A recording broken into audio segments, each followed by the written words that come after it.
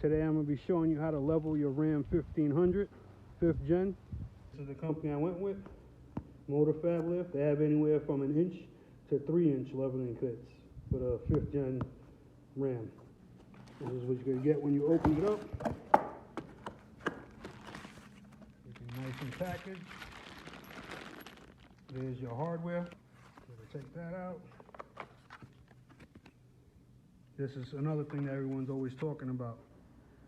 It's not a 1-to-1 ratio, so your puck isn't going to be a true 2-inch puck. If you're measuring the puck, you're going to get 1 1/4 inch.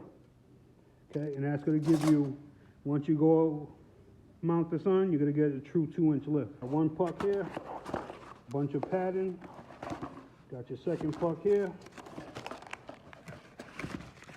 Instruction sheet, in case you're wondering. Yada yada yada. This is what this video is all about, so I'll be showing you all the steps needed.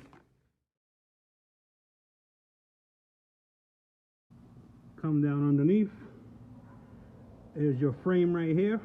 You got, goes up, sweeps up. So right here is a good location to jack it up.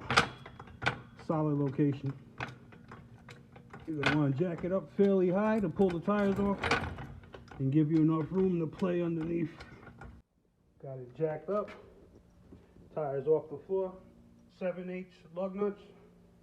Either use a impact gun. Got a review on this on my channel. This is an awesome gun to have. Gun them out. This is where your spacer is going to come into play. You got 3 nuts up here you're going to be taking out.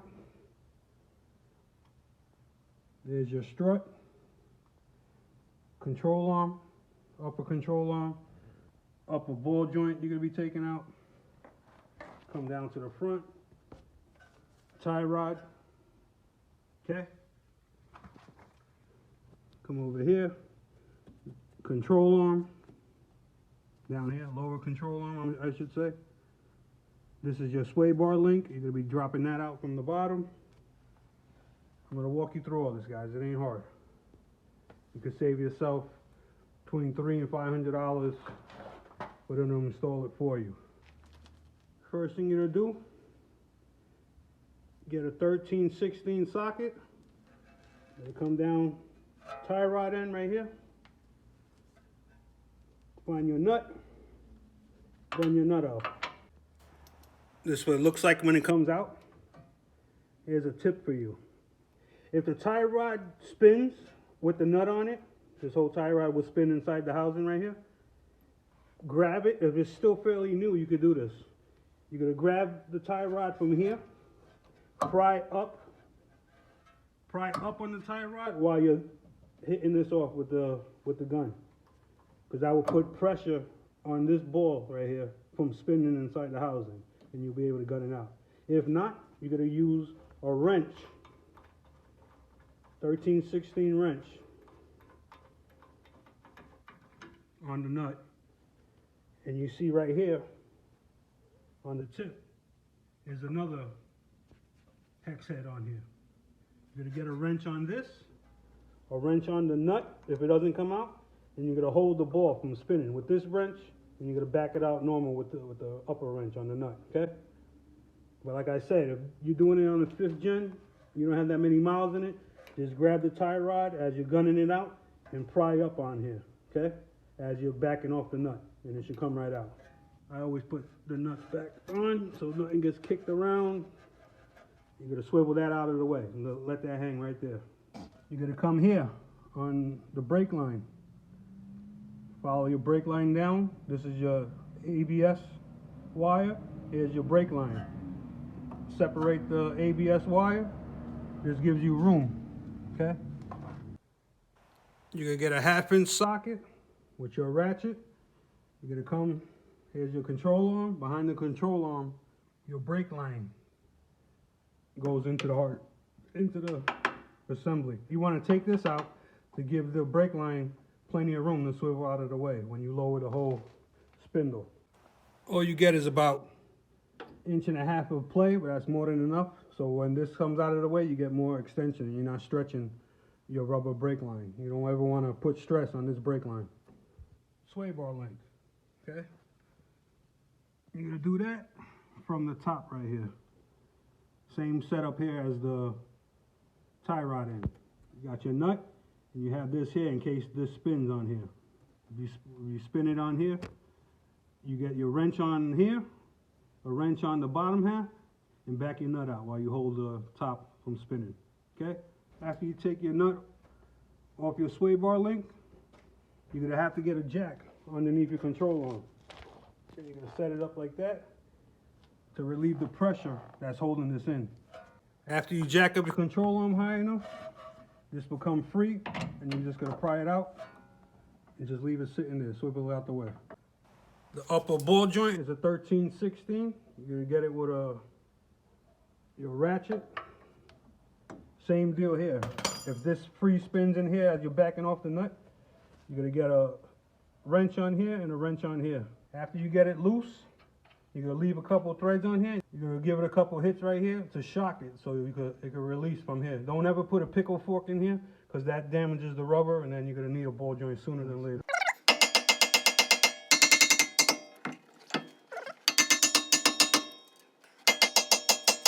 And it breaks free like that. After it drops down, you're gonna take it out completely. Let it come out. This is gonna swivel down toward you, so be careful when you separate it. And the control arm is gonna hang there. This is what you're gonna get. Like I said, this drops toward you, so be careful. Control arm is separated. You take, this is a 13/16. The nut on the other side is a 15/16. So grab a wrench, 15/16 on this side, and gun it out on the other side.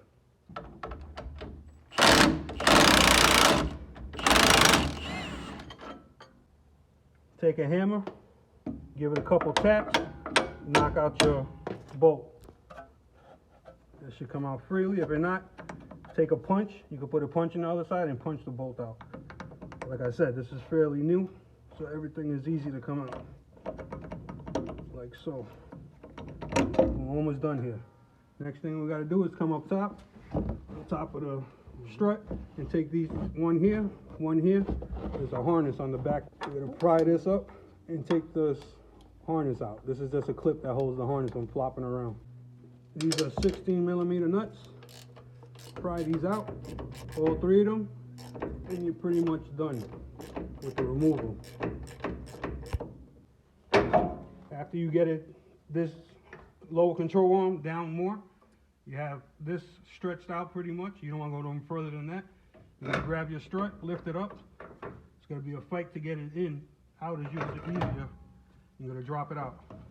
Take out your strut. Your 3 bolts that come in the kit, Allen head bolts. You're gonna take red thread locker. You're gonna pour some on your threads, nothing crazy. And you're gonna find where you have your threaded side in, your bolts go this way, okay? This is a 8mm hex. I'll have all the torque specs in the description of the video. Hold it like that, grab it with your hand, and crank them down. Okay, you're gonna do that for all 3 of them. And basically, it sits on top of your strut assembly. Now you're gonna take your strut and your puck, you're gonna line up your 3 holes, like so. You're gonna take the 3 original nuts that came off the top of your strut, and you're gonna lock these down, okay? 1, 2, and 3. Tighten these down. Now if you look at your strut, this is the way it came off, okay, in this orientation. These 2 nuts right here went into the back on top here. See the way the hole is? Now when you install it, being that you put the puck in, it's going to be 180. So you got to turn your whole strut assembly 180 like so.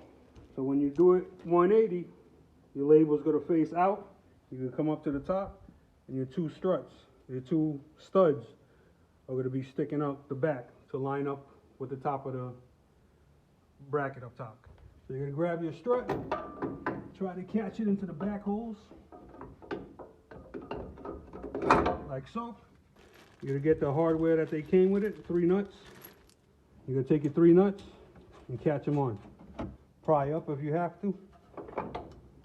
your 3 new nuts that come with it, they're 17, they're not 16 like the other one. So tighten these up first, and then we're gonna work our way down here.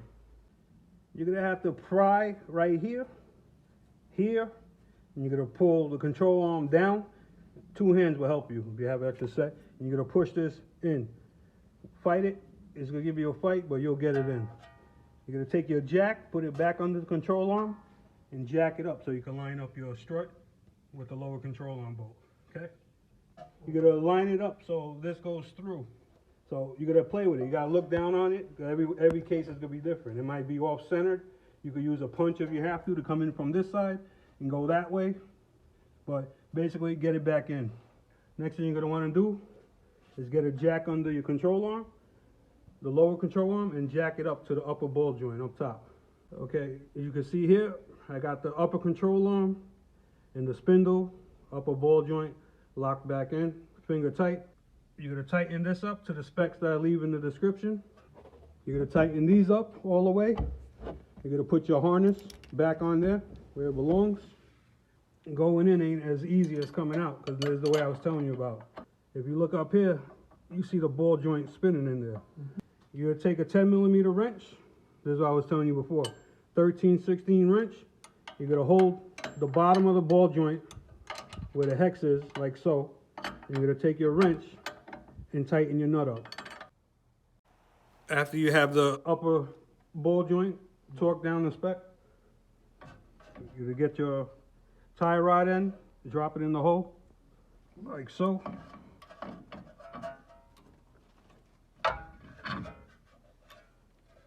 And you're gonna torque this down the spec as well.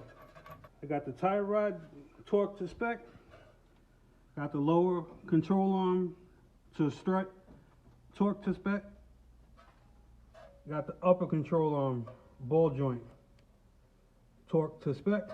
You're gonna take your ABS line, clip it back in here. You're gonna take the upper ABS line, you're gonna plug that in back here. You're gonna take your upper brake line, put your bolt back in. Then you're gonna lower the control arm off the jack on the floor to line up your sway bar link. Okay, it's almost there, it just has to come down a little more to line it in. After you have everything torqued to spec, put your tires back on, drop it down, do the other side. So by my calculations, we're only looking at a 1/2 inch difference, so you still got that slight rake to it. So you're not getting that southern lean or whatever you're talking about. Okay, hope that video helped you. Questions, comments, leave them below. I get back to everybody. Take care. If this video did help you, please subscribe. Many more coming.